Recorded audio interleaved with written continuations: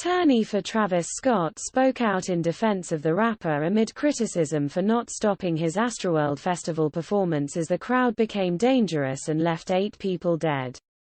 Many from the public to elected officials have noted that they believe it was Scott's responsibility to stop the show and control the crowd in order to give first responders the space and resources they needed to help people after a crowd surge made the situation at the popular Houston concert dangerous. Scott, meanwhile, has maintained that he was unaware from his vantage point on the stage how dire the situation had become in the crowd.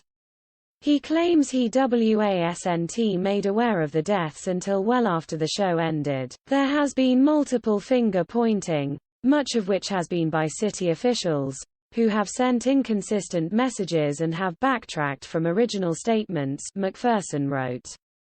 Houston Police Chief Troy Finner was quoted in the New York Times as saying, "You cannot just close when you got 50,000 and over 50,000 individuals.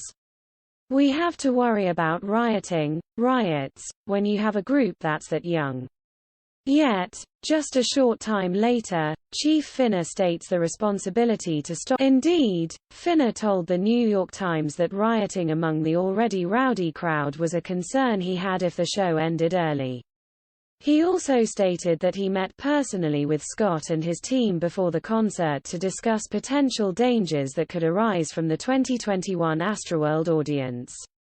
Despite touting his personal relationship to Scott amid the rapper's deep connection to the city of Houston, Finner walked back those comments during a press conference on Wednesday, noting that McPherson seemingly suggests that the Houston Police Department is deflecting blame onto Scott when there were reportedly other systems in place to manage the crowd using police and private security, which all had some degree of control over the show. It was reported that the operations plan designated that only the festival director and executive producers have authority to stop the show, neither of which is part of Travis's crew, the attorney wrote.